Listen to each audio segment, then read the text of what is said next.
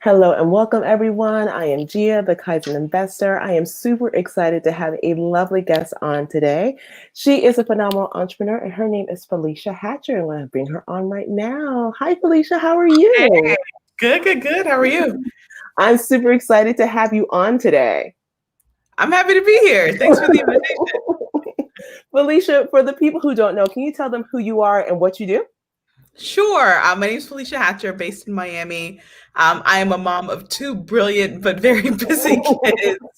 And then I work in tech and kind of inclusive innovation. And then also I am a transformation speaker. So a highly requested Fortune 500 speaker, primarily in the tech space. And then my day job, which is an organization that I founded with my husband and another business partner, the Center for Black Innovation, is a co-working space and urban innovation lab. And then we do programming, create spaces, events, storytelling, all around what it means to truly invest in Black entrepreneurs and communities, and what it takes to build strong Black tech startup ecosystems in our communities as well. Okay, that's a mouthful right there. It is a mouthful. That's a mouthful. It's impressive, but I need to drink some water. That's a mouthful right there. That's really, really cool though. But I want to know this.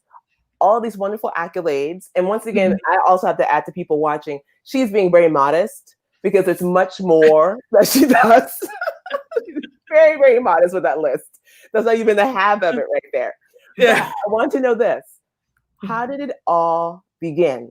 Because when I was digging and doing my research about all the cool things about Felecia, I was like, yo, she worked for Nintendo, and then popsicles came up, and I was like, whoa, she's awesome. Where did this all start? I mean,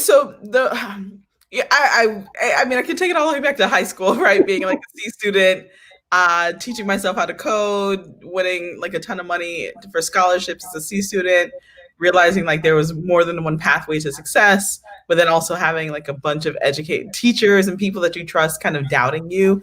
A lot of it's kind of sprouted from there, right? People try to define what the rest of your life is going to be like at 17 years old. And so there's that. Honestly, we ran a food company for 7 years, gourmet popsicle manufacturers. Myself and my husband, we literally fell into the business chasing down an ice cream truck. Long, funny story. So there's that part, and then really we started. Code Fever was what our organization was named. Now it's the Center for Black Innovation, and so we started that as a way to actually just train our employees. And so they were all young high school students. We knew that they weren't going to be in the popsicle game forever. Like we weren't going to be in the popsicle game forever, but we wanted to train them in what we thought were some of the most marketable skills possible, which is in the tech space. And it was at a time where Miami startup ecosystem was just starting to sprout up, and it was not inclusive of the Black community at all. And then myself and my husband as entrepreneurs, like we would get invited to all this stuff and be like, well, where the rest of the Black people at? Like, thank you for the invitation. But we had all these friends that were really dope, doing really cool stuff, kind of had their heads down, that were not being invited to these events or just did not know about them. And so we essentially kind of built the community that we wanted to have and see that we didn't have when we were, launching our food company, when we were taking on investors and how crazy that was, like all of it. And so that's really where it kind of sprouted. So it was that, try to solve for that problem, and then kind of creating pathways for our employees to understand what this space was and where they could fit into it. We're like the easiest ways to kind of explain where this journey of the past 6 years has kind of taken us. And then it kind of catapulted from there, from testing programs to launching programs to launching, coding programs, and then realizing that we didn't want to be a train and pray organization. So we're like training young people and then praying that there's actually a job, a mentorship, an internship, or something other on the other end of that. And so we had to essentially kind of create Blacktech Week and then create the innovation space so that we can ensure that the pathways were going to happen, the connections were going to happen, kind of the respect on the name of our community, like all of that. We wanted to ensure that as much as possible. And so that's where that path has taken us over the past 6 years. And so we've trained over 4,000 students directly in intro to computer programming, basic digital literacy, and then like how to navigate a startup ecosystem as a person of color.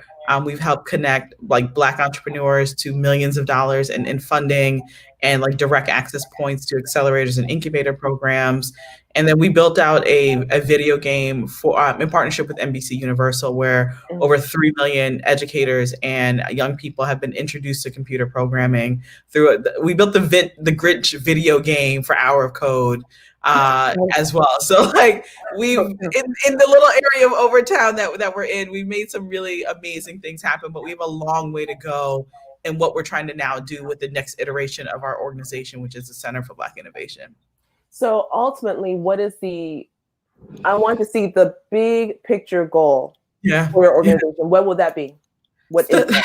It's a little layered, right? I would say the biggest picture is ridding Black communities all across the globe from being innovation deserts.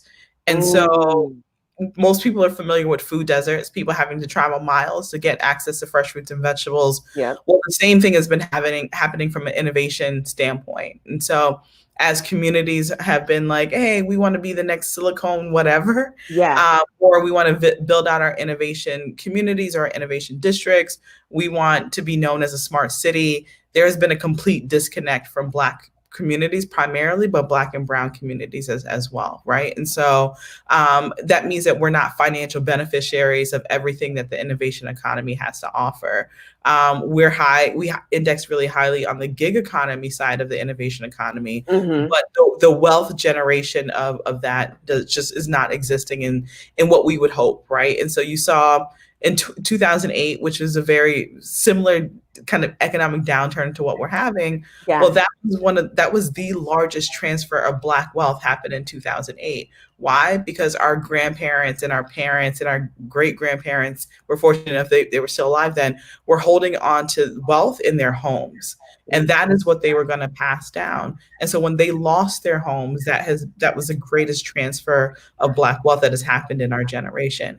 And so I always tell people, like, debate me, but I don't see any other industry or space that can help us accumulate wealth as fast as possible as the tech space. And that's why it's so important, right? And that's why it can be transformational for our communities. And that doesn't just mean being a computer programmer, right? But we saw what has happened in the past 7 months of the pandemic. Like, if your company was not tech enabled, you may have closed your doors, right? Literally. Understand digital literacy or e-commerce, you quickly probably your doors were closed, or you were disconnected from the health services that you need, and your child could not access the education. Like it was just the ripple effect of what I think just brought it plain to people of not just how much we need to understand and value technology, but we need to make sure that the most vulnerable people in our communities have the connection to the hardware, to the connectivity of like they have and then they understand the utility of what to do with it in times of crisis, in moments when you're striving for prosperity. Like, those are all the things that we're trying to solve for in a number of different ways. And so not just direct programming, but we're launching like Miami's first Black tech and entrepreneurship like research think tank. And right, so like that's a big part of where we're going with the Center for Black Innovation. And so it's a lot, right? And then using technology to also solve social justice issues in our community is also something that has to happen, right? And so if we're building Black wealthy people that are benefiting from the tech space, but it's at the detriment of either our traditional small businesses that are always going to be the underbelly of our communities, and it's not moving faster than a bullet, then what are we actually doing? Yeah. But then all that work has to be measured too, because the things that we measure are the things that we value. And then data, if we can showcase it and put that in the hands of people that can influence policy, then maybe we can start seeing stronger policy happen in our communities, and not these anecdotal things because no one is actually taking the time to measure it. But then the flip side of that is, how many times do you look at a report or an article that has data sets about the Black community that actually is from an asset framing standpoint as opposed to a deficit framing standpoint? Like, right? So like, we know all the things that we suck at, right? We know all the things we suck at. We know all the things that Black people are index highest, the highest, in prison, the highest, like, incarcerated, incarceration, the highest this, but like, we are also winning in a lot of areas too. And who's going to tell those stories, and who's collecting that data, and who benefits from the story being told in a positive way? We do, right? But there are all these institutions around us that actually benefit from the story being told in a deficit framing standpoint. And we have to change that too, because we need those stories, but we need those data sets, because I think there are some people, and I think we've seen that change of tide over the past few months, right? Mhm. That there are more institutions and organizations and even individual people that actually do want to see the innovation potential of the Black community increase, Yes. in all facets of what that means, and the economic potential of the Black community increase. And that really means duplicating the success stories that we already see and that we already know. And we may see them on Facebook and it may be popping on Instagram, but like, let's dig deeper into like, what are the organizations that had touch points within them along their ascension to where they are? How are we measuring that? How are we dissecting that? And so we have a lot of questions, right? I think that as you build a research team, you just get more and more questions, but then actually being able to start producing some answers is heavily rooted in the work that we're trying to do moving forward. First of all, wow. Just swallow that. But here's my follow-up question is this. Outside of, well, let me actually, first question. I want to hear from you. What is the cause for disparity, right? What is the cause? I have my theory, but I want to know your opinion of it. What is the cause for disparity between the Black community and tech? Or is there one? Like, you tell me, is there really a real one? Or is it more mental? No, there's a lot of disparity that's happening, right? And some of it I just mentioned. I don't have the exact number to kind of quantify that, but hopefully it's something that we study or someone as a part of our team studies at some point. Yeah. But the cost is really, really broad, right? And so you think of some of the areas that we just mentioned, healthcare, education, job opportunities, business opportunities. There's all significant costs of actually what we're losing, right? And not fully either understanding that, or the systems and the people that stand in the way of us being able to unlock those opportunities. There's a huge cost in that as well. I think we saw something when, what was it, Wells Fargo CEO talked about he couldn't find qualified Black, and, you know, the interesting thing about that is he didn't even say like the tech space. And I don't give anybody like any leeway when they talk about not being able to find talent in the Black tech space. There's a bunch of organizations that are working to solve that, but there's a bunch of Black talent, right? Yeah. But when you say something so broad across all industries, like you can't find Black people across all industries. Like he wasn't looking. So irresponsible, right? Yeah. And so there's also that. I mean, there's all these studies that showcase or talk about, you know, the missed opportunity around diversity and inclusion when your company doesn't get it right, and the millions of dollars that like Disney lost because they had to kind of go in and color correct like one of their characters. I think it was like 30 million. It was some really significant amount of money, and just like, but if you had someone in place, that wouldn't have that problem, right? And so we're seeing that all over the place, and it really truly affects every single thing. You know, I think even in this past, I would say 2 years, like the reparations conversation has come back up quite a bit. And I can't remember the $1 trillion amount, but it was a trillion, quite a few trillions of what is actually owed to us. And so you have to think about how transformational it would be even a fraction of that was injected into our communities, and then we weren't also policed on how we were supposed to spend it because it was our money to begin with, right? Like there's those conversations that need to be had, but it's somewhere there. And then probably adding tax on top of that just because of the years like all of that stuff. But it's something that we can't shy away from having that conversation and applying that pressure. Even under, you know, hopes that, you know, it's Kamala and Biden are going to win. But even when they come to the office, like we have to apply that same pressure, because that's something that we've seen other communities get, right, that we still have not. And then be able to kind of figure out and kind of plan in how that looks like for the future of what we're trying to do, to continue to apply pressure. Do you find it challenging to express to other people within the African American community the need to leverage tech, understand tech, and recognize and see that tech is welcoming, that tech is for all? Yeah, right? yeah, yeah. The tech is for all, period. I would say the silver lining about being like an ecosystem builder in this space, if you can even talk about silver linings in the time of COVID, is that prior to COVID, it was still really hard to talk to people. Some people got it, and then you were a lot of people just did not. It's just like, oh, this isn't important right now, or we have more pressing issues in our community, or the digital divide is like no longer a problem. Like, what's next? Like the literally like varied. And when COVID hit, it was just like, it was literally like, it was like, holy SHIT, right? Like, oh my God. And it was just like, we kind of almost paused because it's just like, but I've been literally yelling this to you from the mountaintops for almost 7 years of how important this is, and that we don't have the infrastructure that we need in our community. And that, Google and all these big tech companies have a responsibility, but they're not building anything in our neighborhoods. And so, like, what is our local government doing? What are our local institutions doing to ensure like actual pathways and pipelines that are not leaky within our own communities, right?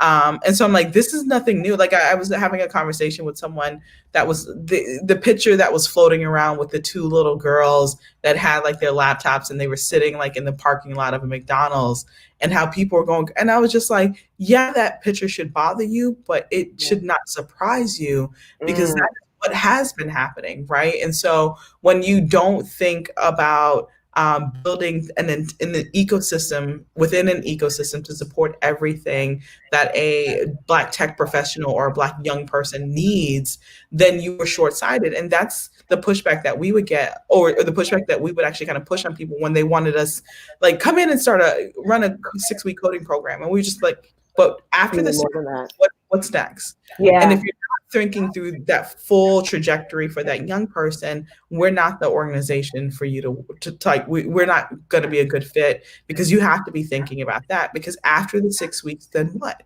After the 12 weeks, then what?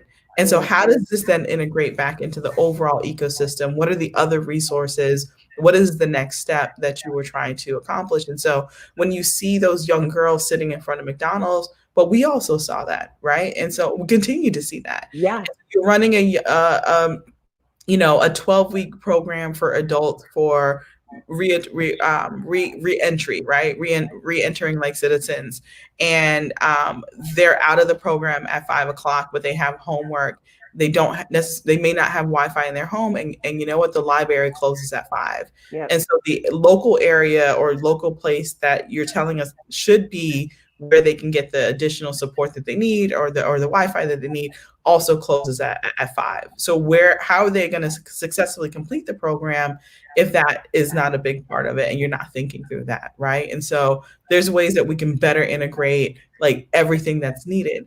Very rarely when you talk about tech communities, do they include the faith-based community into that. And so why not? Like, churches are major institutions in our communities. Oftentimes they have underutilized space. So like, why aren't we running the tech space inside the church instead of building out another like space for but that is usually where people are asking their first questions about entrepreneurship. Like, where do I go? Like, I have this business. Where do I go? And if you're not connected to that institution, that person may very well get the wrong advice, right?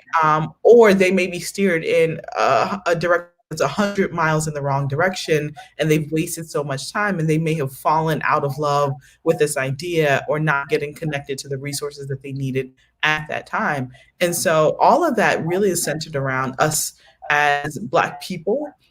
We do business differently, and that's okay. That's true. Yeah. Right? And so we're heavily rooted in our faith-based community. Here in Miami, there's so many different cultures that make up like the Black community, and we all do business differently, right? And so we're loud, and like it's just, and there's nothing wrong with that. Like, we express express ourselves. And these things are often kind of demonized in our communities, right? But it's never for a lack of ideas. It's always for a lack of resources and the respective amount of funding. Like I always tell people, like you think of, crowdfunding, like this way of like peers coming together to fund big ideas, right? Yeah. A dollar here, a dollar here. But I'm like, we crowdfund in the Black church every Sunday. Yeah. And so that existed prior to Kickstarter, prior to like a GoFundMe and, Indiegogo and what is the funeral crowd, which is the one that they use for GoFundMe for funerals. Like it existed. And in the Caribbean, it was called Partner. And throughout the continent of Africa for generations, it's literally been called it's Susu. And so like this collective of coming together in order to fund ideas is not new. Uber, like the utility of Uber Pool is also not new to our communities, right? So, strangers piling into a vehicle to go from point A to point B, this existed in our communities long before there was government infrastructure or support. Like we still got around. We shared cars, right? We had the jitney taxi and we had the Judah taxi in Jamaica, and in Haiti it's called Tap Tap, and in Cuba, it's oh my God, new, right? Like they're nothing new at all. And I could keep going. You look at Glam Squad, who raised however crazy millions of dollars to have people come to your home and do your hair. Like if you ever, if you were in college in a dorm room, that's what we did. Your homeboy had the clippers, or someone could braid hair and do nails, and you responded through text message.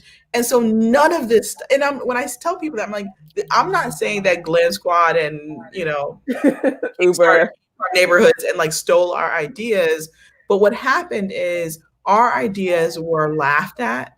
It was said it's ghetto, it's hood, rudimentary, like all of these things. And so it was laughed at, it was not taken serious. And when it was not taken serious, it was not given the respectable amount of funding. And because it was not given the respectable amount of funding, it was never looked at that if we are solving these problems in our community on a local level, could these problems also exist on a global level? And that's what we saw, right? And so when you have the jitney taxi here in New York, here in Miami, and people paying $1, and the guy has actually done really well for himself, but the company has been around for 30 years.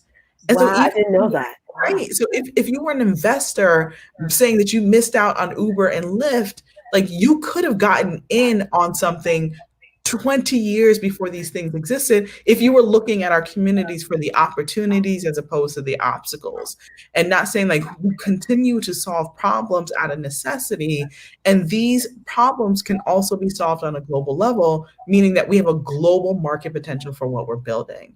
And so if no one understands tech, like understand what tech does in that instance of solving the local problems that we've solved out of necessities and giving us a global market in order to solve these problems and then be able to financially like leverage. Like we have to be having like those broader conversations, because we see it. Airbnb is the same thing, right? Like after slavery. You are rocking my world right now. Oh my God. Like, someone had a home, maybe you were, it was a share, like whatever it is, but someone you paid a few dollars or whatever, rent a room, like that existed.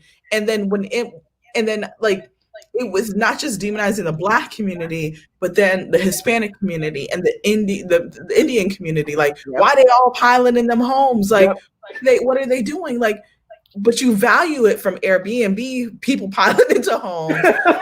It's us, it's a problem and not a business opportunity or an opportunity to save money or I'll keep going. Keep going. You are just right. Because I'm like, oh my God, you're absolutely right. You are absolutely, what you were saying is the God's honest truth. Due to, I won't even say trials, challenges, and just our natural ability to just be fabulous, we have been innovators. Always. We've always been innovators. But the beautiful thing is that what you're sharing with us today is that tech only elevates it and makes it global. Absolutely. It's global and in a lot of ways cheaper, right? your barrier to entry is can be much smaller, and instead of investing into a brick and mortar. And COVID has like exacerbated all these things. Yeah. I think really made it plain for us, because it's just like, okay, I don't need to, like, if I want to start a food business, I don't need to open up a restaurant. I can open up a ghost kitchen, right? Just to have a physical place for them to pick it up. And the rest of the business is online. And so you're seeing all these actual global brands start to expand nationally, because they're just like, all right, we can put 4 brands into a commercial kitchen that's not forward facing, because you know what? We're going to connect to our consumer base through all these, food delivery apps. You know how much money they're saving?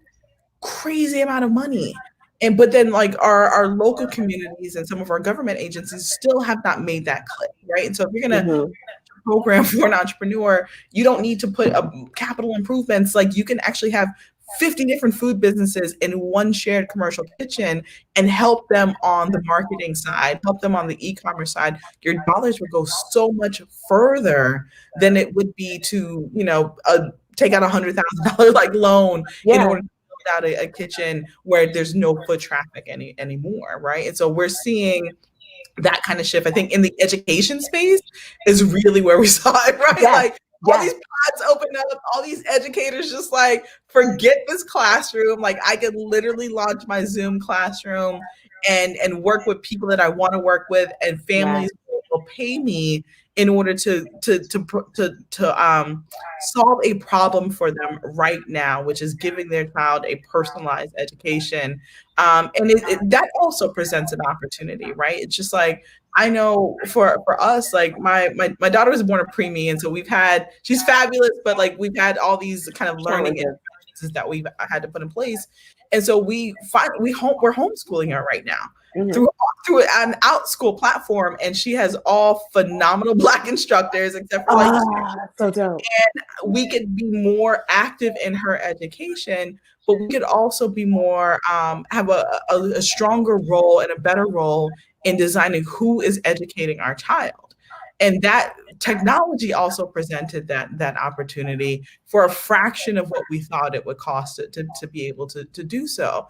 And I know sometimes people are like, that's a privileged thing to do, but like, no, like while we're in this new normal and everyone's trying to redesign what things are, we also redesign our expectations on the things that we pay our tax dollars to. So these are things that we can ask for as well, and we can start redesigning what we want and what we need and what we demand. On that note, we're closing. No, I'm joking. Good night. Yes. Good night, Felecia. Good night. But you know what? No, because I think about that, and I think about the fact that I don't have children yet, but I have nieces and nephews. And the one thing that I was talking to my sister about, I was thinking, wow, once again, using that phrase, silver lining of all of this is that exact thing. You are able to have a more hands-on approach to your child's education. Instead of having a Spanish teacher here in the local area, I'm in DC. In DC, I can have someone from Colombia teach Spanish to my child. I can have someone, I can have Felecia teach coding to my niece. Like, you don't have to fly down. It makes everything all the more interconnected when you leverage tech. Now, here's my follow-up question to you, which is this, because for a lot of my beautiful hola mi gente, all my people that watch here on IG and that follow, they all are entrepreneurs or have an entrepreneurial spirit, right? Yeah. And so for the longest time, we know business from one angle. And very few people know and understand how they can leverage and maybe, I'll stick that word, leverage tech to amplify their business, right? Especially if you look at it from one angle, right? Like you just told a classic example of having a brick and mortar restaurant. Traditionally, that model is I have to have a brick and mortar in order to serve my customers. But you just gave us a new way of looking at it where no, I don't anymore. I don't have to have a brick and mortar. What are some ways or tips and tricks that people can do or research in order to see business from a new angle, from the lens of tech? Because in many ways, I'm going to speak for myself, Felecia. In many ways, when I think of tech, I think of those brilliant nerds over there. That's not me. That's tech. No. Uh-huh.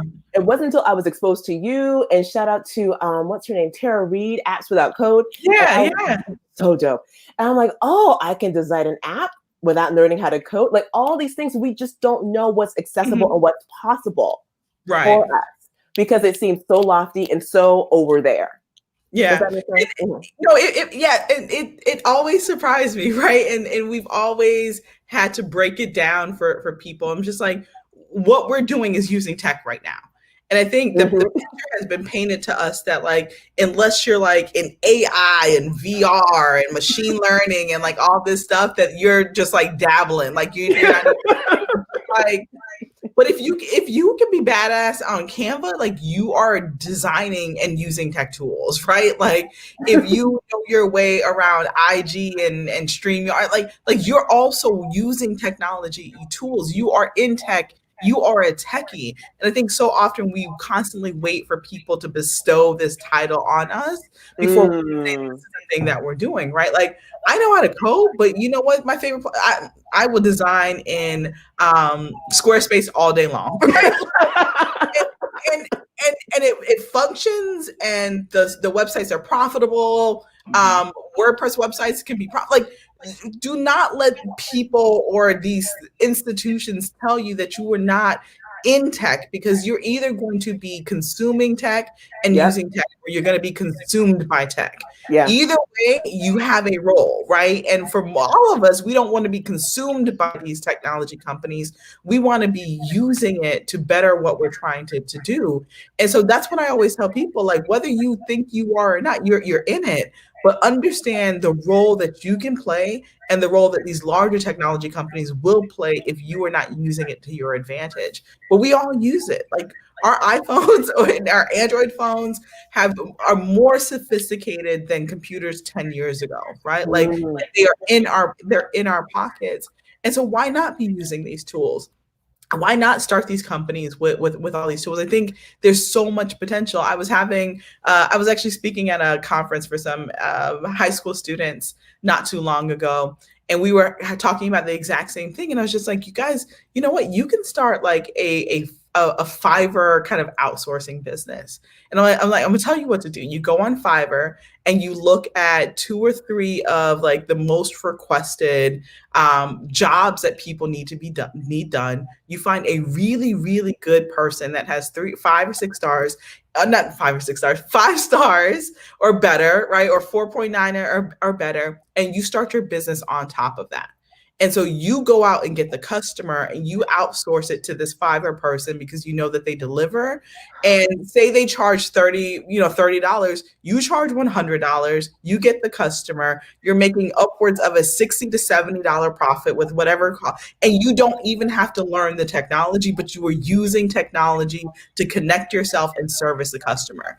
And I was just like, that is something that you can do every single day, no matter what exists on there, if you find someone good. And why? Because when I was first starting out in entrepreneurship, and I would never forget this guy, Michael Simmons, he was 17 years old at the time. That's literally the business he started. He's like, I was 17 years old, or 15 or 16 years old, myself and a friend of mine, we were web developers. He was like, we outsourced all the work over to this team in India. They charged us a fraction of the cost. And he was like, we were literally getting $50 and $60 and $75,000 contracts.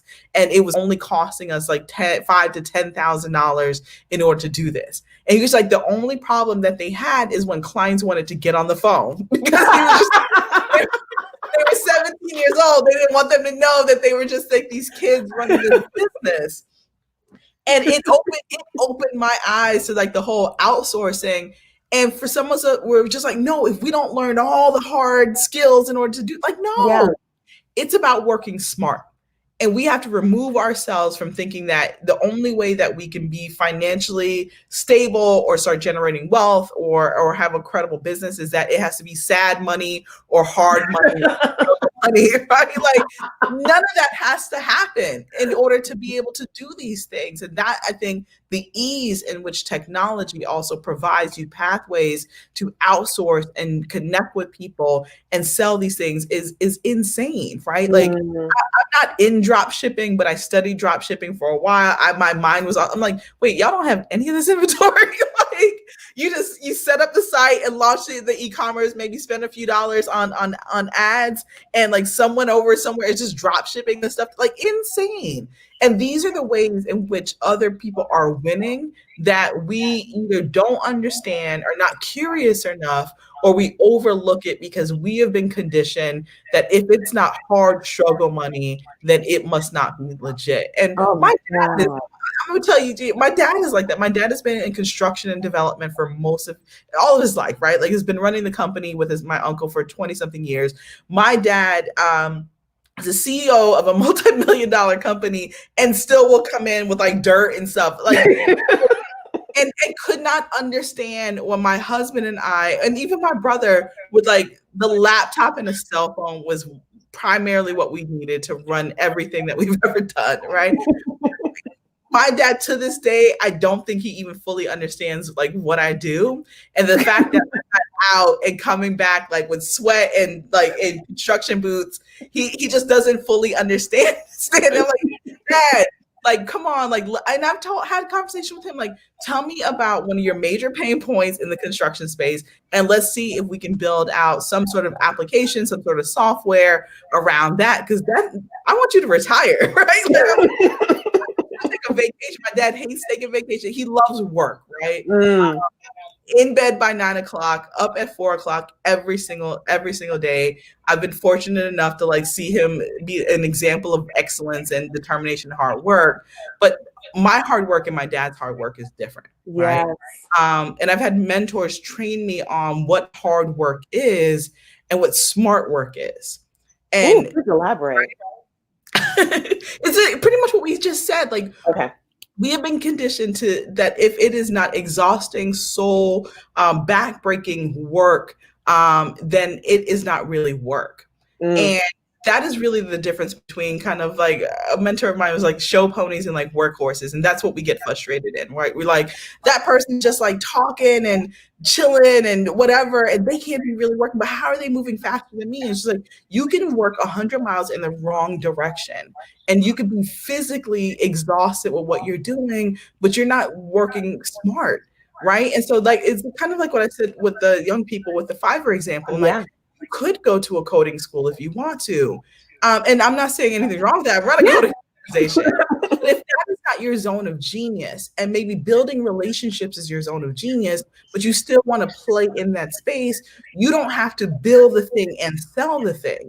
You could outsource the building of the thing and you could just focus on selling the thing, because that is, you got the gift of gab. And we know young people like got the gift of gab. Like you can monetize that and find the mechanism in which you do that, or the business model that makes sense for you. You don't have to do both. And it's nearly impossible to do both, right? Even this is really hard to be in, stirring the pot and then also trying to get the business. It's damn near impossible. Right? So you have to choose.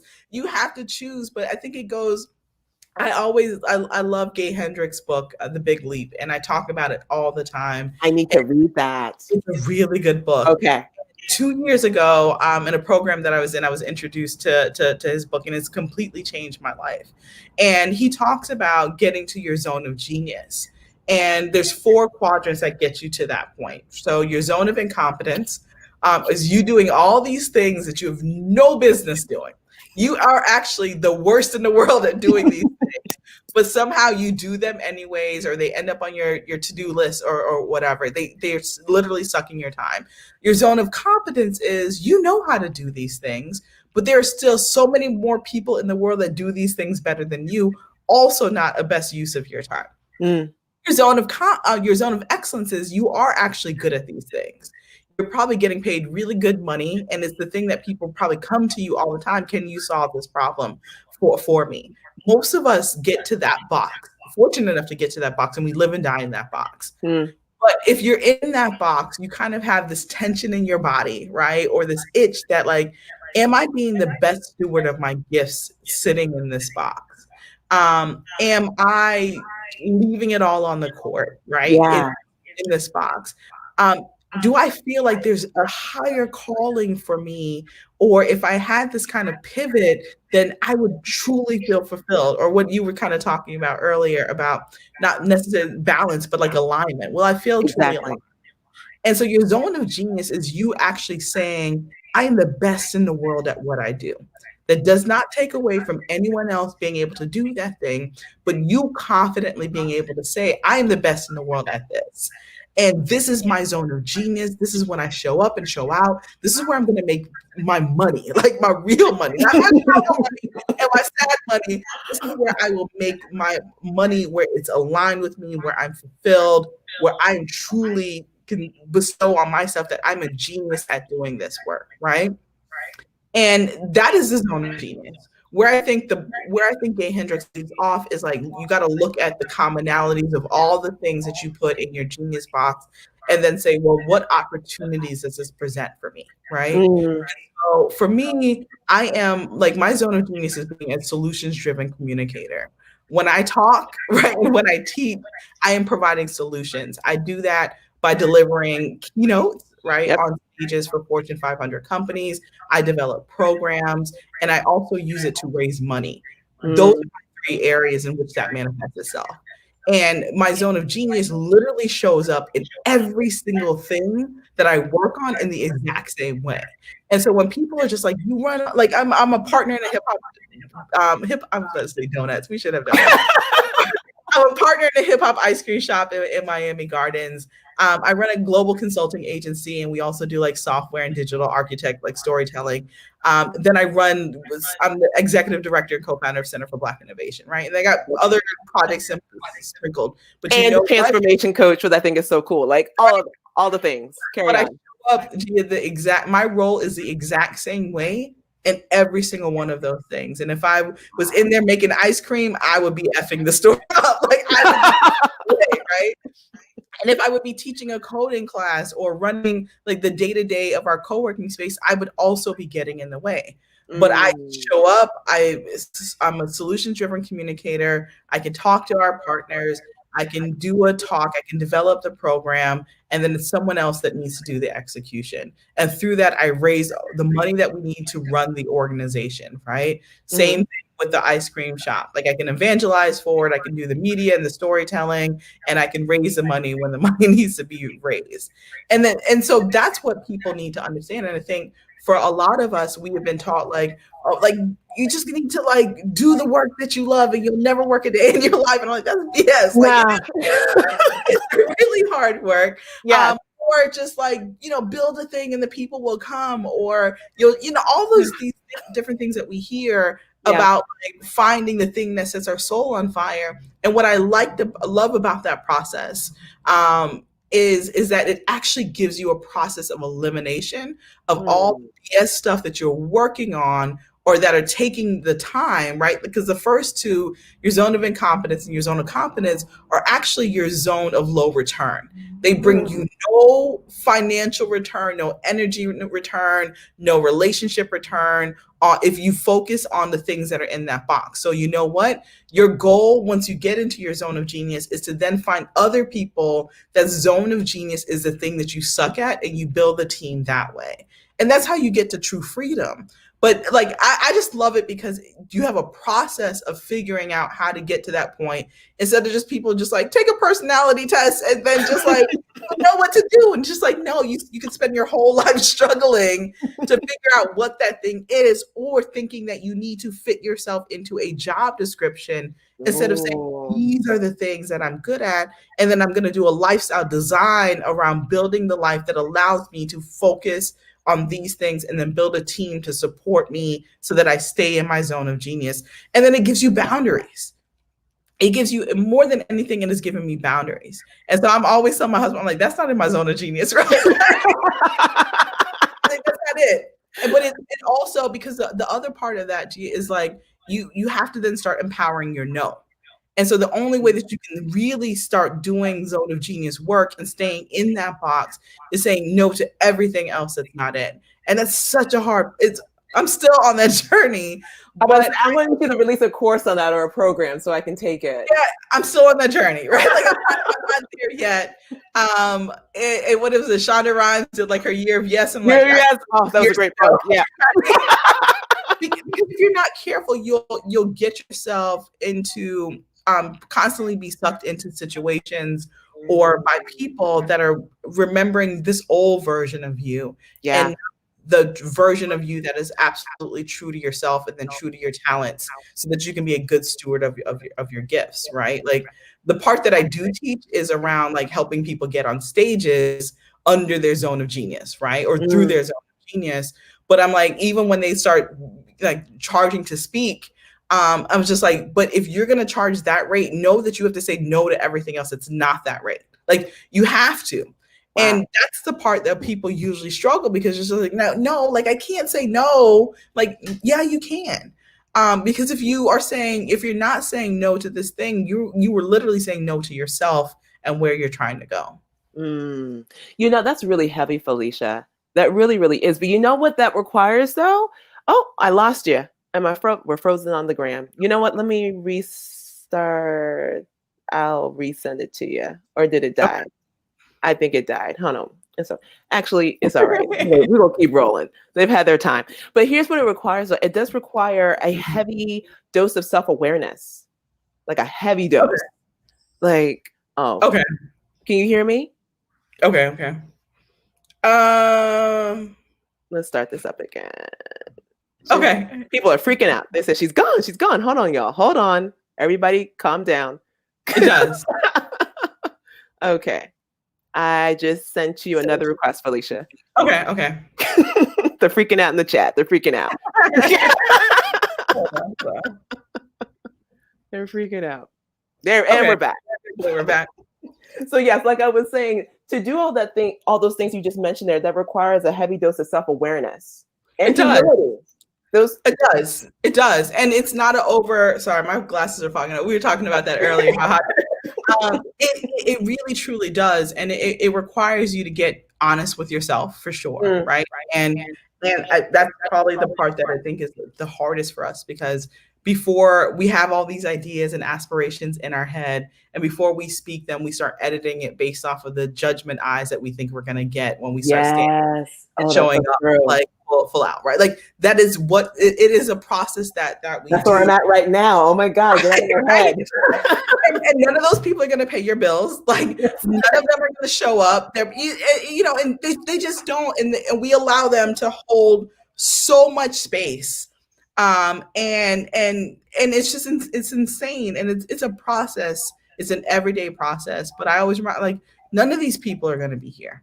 Right. And when I burnt myself out from trying to please everyone, and literally could not get out the bed and take care of myself because I was just so tired, none of those people's judgment eyes or criticism that I thought was going to judge me when I was playing full out or when I started setting boundaries, none of them were there to help me. Right. And so you also need to think of it on that end of the spectrum. Right. Because when we do that, we also then don't have time or give attention to the people that are there to support us and serve us. And the people that do raise their hand and say, yes, I want this, or yes, I'll pay for this, or yes, like I will never ask you to discount your fee. Like we don't leave time and energy for those people because we're so concerned about the people that will judge us, but will never support us. And it's very much like what Brene Brown says, like, if you are not in the arena fighting with you have not on the court. Not allowed, right? Yeah. Like, you're not allowed to criticize. But if you are in here doing this work with me, then I will wholeheartedly take your criticism as constructive criticism, because you were actually even in a place where you have context or expertise or experience to even be able to do so. And I can then deem that credible. But if not, like, get out the way. Right. Step aside. For real, step aside. That's so very true. Oh, that's so very true. So where you are at now with your businesses, what have you had to become as a leader and as a business owner in order for you to thrive and keep your business moving forward? Because one thing that I've learned over time, and that's the reason why I created this platform, is that the journey of entrepreneurship is really a journey in self-improvement, whether you recognize it or not. So for you, what are some things about yourself you had to learn and modify, or outsource to someone else because that wasn't your zone of genius? Yeah. Learning to outsource was really hard. Still a work in progress for sure. The journey for self-improvement for myself, and then also kind of mapping out a journey for self-improvement for others that I'm adding to my and thinking through like what that looks like. And not being mistaken that they're going to be around forever, but still wanting to cultivate the leadership and the skills and everything that they need, and know at some point they're going to move on, just like we all have, right? Yeah. Like we all have. So there's that. It's also been focus, right? Of what is it that I really, really want to do? And kind of going back to what we just talked about, of like that journey of saying no to everything else that is not it, no matter how shiny it is. And so a really good friend of mine, hold on, a friend, so this friend is calling actually. That's why it's frozen. Yeah, and so actually talked, he talked about the difference between a distraction and an obstacle, right? And then I always like to add like and then add shiny object to that. And so a distraction is if I cannot move forward until I address this thing that's standing in the way, right?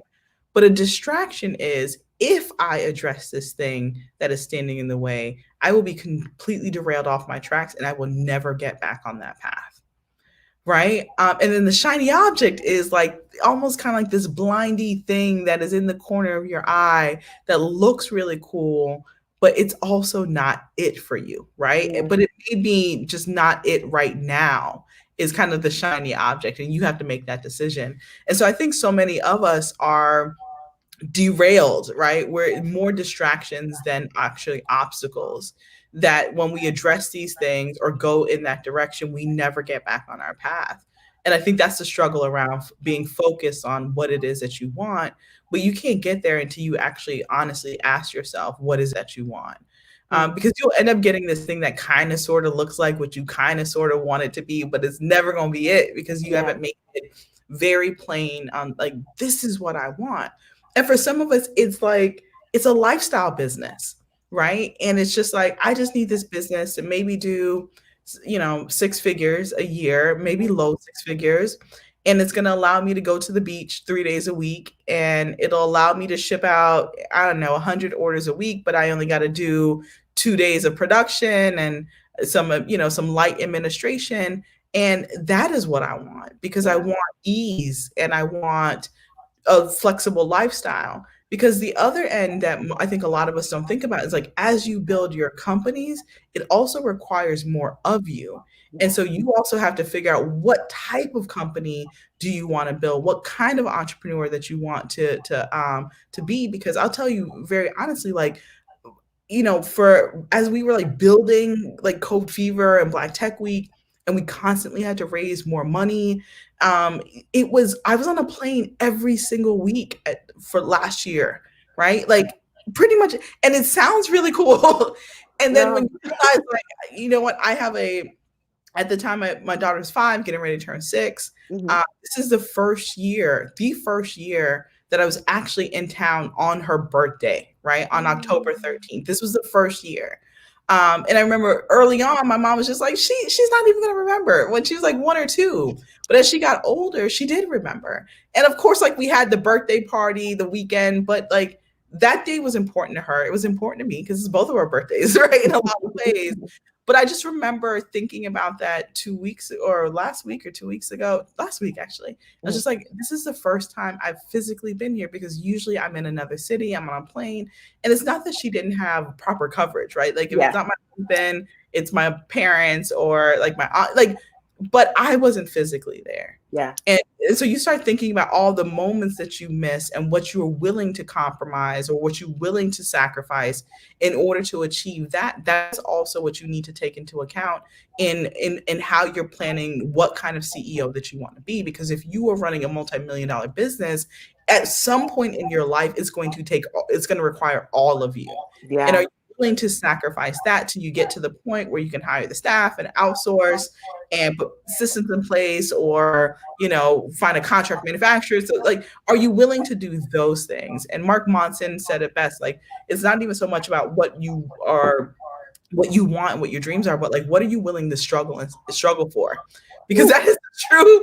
And it sounds really simple, but it's just that, like, what are you willing to struggle for, and how long are you willing to struggle until you get to that thing? Because I think that becomes the biggest misconception about entrepreneurship.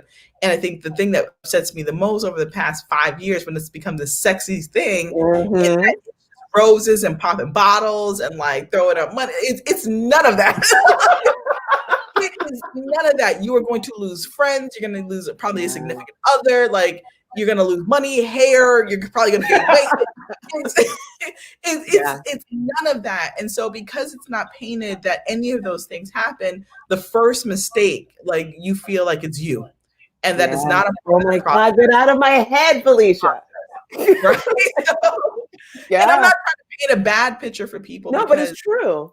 Right? It's also been the most rewarding time of my life, but it does, every day, every week is a struggle. And sure, there are moments where I can, like, you know, go to the beach or go on a vacation on a weekend instead of a weekday instead of a weekend. I have that freedom and flexibility is important to me, and that's baked in. But that doesn't mean that, you know, the following day is not a 24-hour day of being up, and, like, you know, a client all of a sudden is just like, they're not going to pay their invoice, and you got to go find a new client, right? Like, all of those things happen in addition to, like, being able to, like, post a picture of being, like, you know, in Cabo, right? Like, both of those things can happen simultaneously. And that is like the ebb and flow of entrepreneurship. But I think Dave Chappelle, and I tell everyone to go watch this, it was Inside the Maker's Studio, I think was the show, Inside the Actor's Studio. Yeah. And this really old interview, and probably I think one of the most phenomenal interviews with Dave Chappelle. The second most phenomenal is Iconoclast, with him and Maya Angelou interviewing each other. Yo, never saw that one. Wait a minute. Go find it. Go find it. Iconoclast, Maya Angelou, go find it. That's my second favorite interview. They're actually kind of high, right? Okay. And so this interview, he was inside the actor studio, and he was talking about when his career just started. It was like popping off, and he needed to move to Hollywood. And he had a conversation with his dad. And his dad said to him, before you make that step, you need to set the line that you are no longer willing to cross in order to achieve success. Right? And he said, if it ever at any point while you're in Hollywood trying to pursue this dream that you want, that it gets too expensive and you're getting close to that line that you said that you will not cross, know that you can get out and know that you can come home. But before you make that step, set the line that you will not cross in order to achieve success. And I think more and more of us, as we're putting business plans together, strategic plans and business models, you also need to set the line that you are no longer willing to cross, or get to a point where you're no longer willing to struggle or sacrifice what you were sacrificing in order to achieve that goal, and know that you can get out. And I think, you know, I've had other conversations as well where it's just like, as a Black entrepreneur, I think a lot of us stay in businesses or stay in situations longer because of, what does this mean for the culture, right? And you could literally be sick on your last dying bed. Like, I've had friends and colleagues that have all like, oh my God, like I'm have this ailment or this illness, or I'm in the hospital, and you're just like, but I got to keep going because of not even what other people are going to think, but what does this represent for the culture if I close my doors? Yeah. Right. Or if I close my business, and not say, what does it mean for my health if I stay in this?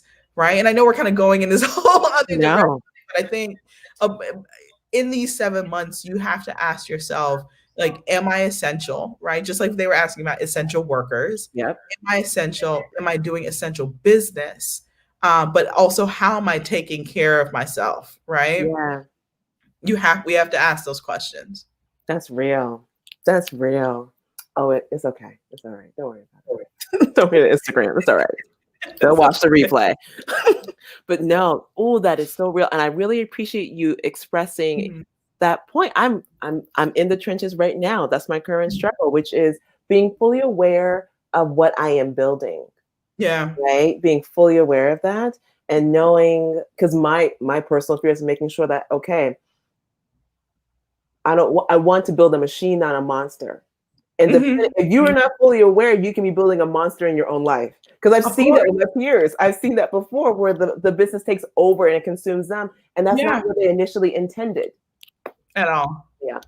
Like I literally left corporate America to put myself back in those same kind of like corporate chains. Right? Like, if you're not careful, and I'm just like, I don't want to go to my own business, right? Like same way I felt when I was in corporate America in my last job. Was just like, this isn't it, and it's physically making me sick. But I've also done that in my own business too. Like, I don't like any of my employees. Like, I don't like any of them. This is not working. This is too hard, and like, and it creeps up if you're not careful, right? And if you're not intentional in what you're building, you will start to duplicate the exact same things that you hated in the frame of thinking, I have to build it this way, right? And you don't. I think the blessing about charting your own path is very much that you can chart your own path, right? And are you gonna make mistakes? Hell yeah! Like, I'm like, how many are you gonna make in a day, right? Not even mistake, but how many are you gonna make in a day? But that's also a part of like the process of doing this. But I think also centering yourself around people that will have those very authentic and real conversations with you about what it really means. You know, like my dad had that conversation with me when we were running our food business and I wanted to quit. I worked in experiential marketing prior to that. And so I had this offer from Tillamook Cheese to go promote cheese for $70,000 a year.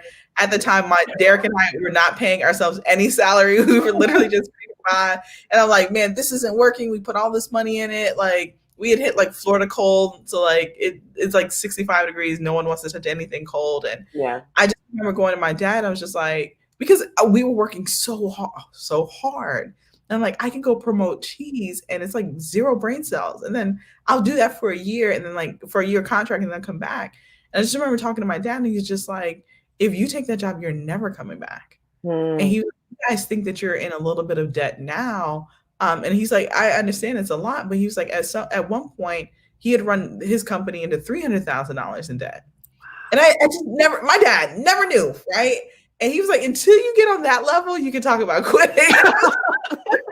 He's like, go out there and push that ice cream cart. And I needed to hear his failure story in that moment and not like, this is how we succeeded, without realizing that what we were going through paled in comparison to what he had went through. And in some way he dug himself out of that. Like, I really needed to hear that. I remember when we were having difficulty with our investors and 2 Black women poured into me in a way that I would have never known, right? Just like, you look up to them, it's just like amazing. And I remember she's like, I had investors that were driving me crazy just like that. And it did not work out, right? And literally walked us through like how she was able to get out of that. And then it happened to her again, right? I had another woman, phenomenal sister. And she was just like, I had a business partner that I brought in that like ran my company into the ground. She's like, Felecia, I barely left the house for 2 years after that. What? She's like, I literally could not get up because I had just made such a big mistake. And I could not see a clear path forward. And she's like, it wasn't even about being embarrassed. I just didn't have it in me anymore after failing so bad on an idea that I literally poured everything into. And I was just like, we need more stories like that. Yeah. You know, and our magazines they don't tell us those stories. And so when you fail, you're just like, or you're on the brink of it, you just think you're the one. It's and it's like, oh, it happens to everybody and multiple times at that. And yes, you're going to make mistakes, but you can also get back up. But sometimes you just got to sit through that pain and sit through that mistake. And sometimes it's like, my friend, 2 years before she was able to pull herself back up. And she was just like, there was no rushing that process. It took 2 years. And if I didn't take every single amount of those 2 years, I probably would not be having this conversation with you, right? Because I needed to sit in it for that long. And so sometimes we rush through the pain and we don't get the lesson, or we don't get the rest that we need to get clarity on like what decision we need to be able to make moving forward. For you, Felecia, during this journey, how have you found your tribe? It sounds like you have a solid tribe of people who can give it to you straight, give you that love when you need it, and kind of pull your coattails when you need to too. How did you develop that tribe? Did you attract them? Did they attract you? How did that come about? A combination of the two. My tribe, that tribe is not big. It's really the best tribes aren't. The best tribes aren't. Right? Never. They never are. Like Martin Luther King's core team was like this, right? It was a handful of people. We think it was all the million people that came to the march. Like, no, it was that's important to know, right? Yeah. It's been a combination, right, of I'm probably having some really candid conversations with people that form that kind of bond, right? It was that, and candid in a lot of ways, like, this is how much money I'm making right now, or what am I selling, or what's not working, or I invested in like this person or this program and it didn't work. So a level of vulnerability in order to build the tribe, because you don't want a superficial tribe. Exactly. You don't want people that are just gaslighting you and like, go girl, like no, like I don't need to go right now. I need to go somewhere, right? It's that it's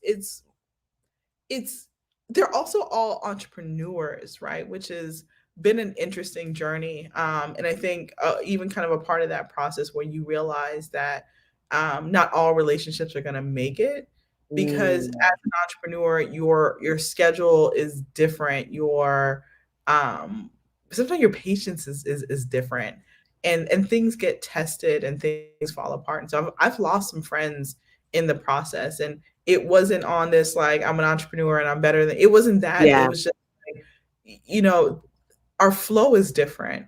And it's just really hard to be the friend that you need in the moment because I don't have the time.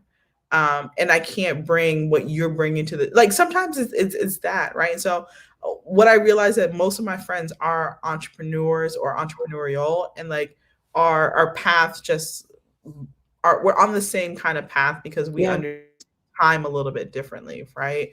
And so it's a lot of that. I mean, when we ran Feverish, like Saturdays and Sundays were our busiest days. And so I couldn't come hang out on a Saturday and Sunday. Those were like my Mondays and Tuesdays for more people. But like on Mondays and Tuesdays, where you at? Right?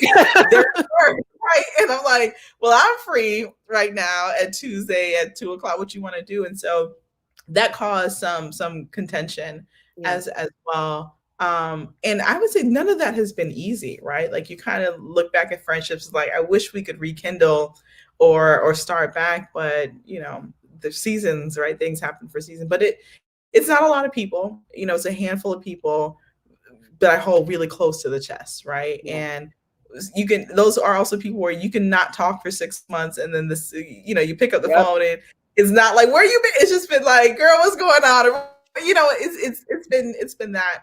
And my husband, I mean, we're business partners. We've been business partners in quite a few things. And he's also been my best friend. And I know people say that about their significant other, but like my best friend and a true business partner. We haven't always vibed as business partners. It's a whole other conversation. But some of his friends, and like we have joint friends in kind of that entrepreneurial tribe space. But I always just like to stress to people, it's not a lot of people, probably 6, maybe, like, and that's it. And have I tried to make it? Yes, of course. But some people are different friends, right? Just I think just as that's so true. Love languages. I think you should have like business tribe languages. Like, how does that kind of vibe, and what do you need as a person to support another entrepreneur, or the support that you need as an entrepreneur from like a friendship? I think someone needs to write that. Someone needs to like Yes. Now, before we wrap up, I want you to answer this one question. If you can go back to the Felecia who had just gotten laid off of Nintendo. She has just, you picked yourself up, you got your popsicle? Yeah. The very first time that you guys got your corporation and you said, okay, we're going to do this. We're going to launch this company. Can you give her 3 tips that you wish you knew? Yes, I would say thank your parents more. I would say that for sure, because they literally let us move back in their house and launch awesome. there. Yeah, I would say thank them more. I would say ask better questions, because the quality of your life is largely dependent on the quality of your questions. That would have saved some just very early and painful mistakes. And I would probably, honestly, it's a split between you don't need that investor and take better care of your health. Like it's a time, and those 2 things actually went hand to hand, right? Like they just really did. So if it could be 3 off the top, it would be those 3 things. I would,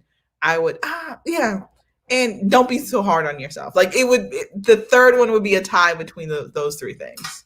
So I just said 5. I'm sorry. It's okay. There's no rules here. It's all right. It's all right. Wow. Felecia Hatcher, thank you so much for hanging out with us tonight. Like thank you. really, I say nighttime. It's still only like 5 p.m. here. But for anyone who does not know where to find you, where can they find you and what is happening next? Tell us about the whole Amazon thing, which is so cool. Sure. So FeleciaHatcher.com or at Felecia Hatcher on everything, because it's easy for me to remember. And then I was promoting, Amazon has this really amazing conference that's coming up in the next 2 days, October 20th and 21st, I believe. And so if you're looking for an opportunity, if you're looking for an entry point, connection point into a tech job there, then don't miss it. It is a free conference. Free 99. Who can beat that? I'm signing up just because I'm nosy. Right? And so it's supposed to be a lot of behind the scenes conversations on like, this is how it really works internally within the company. And then I think it's just the normal ways in which we network for stuff, or network for opportunities or build relationships that's had to pivot and shift in like this new virtual world. And so I would say get in there, ask all the questions, right? Like make yourself known. I think that's one of the best ways to kind of jack an opportunity at an event is to stand up and ask questions. If you don't get to speak on stage, get up and ask very important questions and ask every single panel. Like the people that can make a decision and say yes to you will definitely notice. And so, and then ask for what you want. So like raise your hand and say, I'm looking for a job in X, Y, and Z. Who can you introduce me to? Because those opportunities exist for the people that are going to be bold, right? And if you're going for that and you want to stand out from all the other people that are going to be virtually raising their hand, and that is the intention that you set for signing up for something like that, then show up and ask for exactly who's in charge of hiring for this, and can I schedule a meeting with you after this conference is over? Is what, like, I would implore anyone, like if that's what you're looking for, right? Or if you're looking for a procurement opportunity, what is the vendorization process? I'm actually not looking for a job. I'm looking to get a contract and working with you and servicing. Who do I need to talk to? And can you make that introduction? And because they're in front of an audience, you think they're going to say no? They're going to be like, yes. Here's my email address. You put people on the spot. If they're really saying, this is why I'm here to support you, make them support you. And then hold them accountable to an audience of people that are going to be like, did that person want to with you? I know they said that, like sometimes you just have to do those things, right? Because that is what you want. And we're not in a normal environment by any means. But we still got to work it. We got to work it every way that you possibly can. Thank you so much, Felecia. Seriously, this was awesome. So for those who want to hang out more and learn more about Felecia, she just showed you where to go. If you haven't signed up for that awesome Amazon event, I highly suggest you do so. And until next time, beautiful ones, thank you. Let me hang up. If it lets me, come on YouTube. Okay, guys, bye.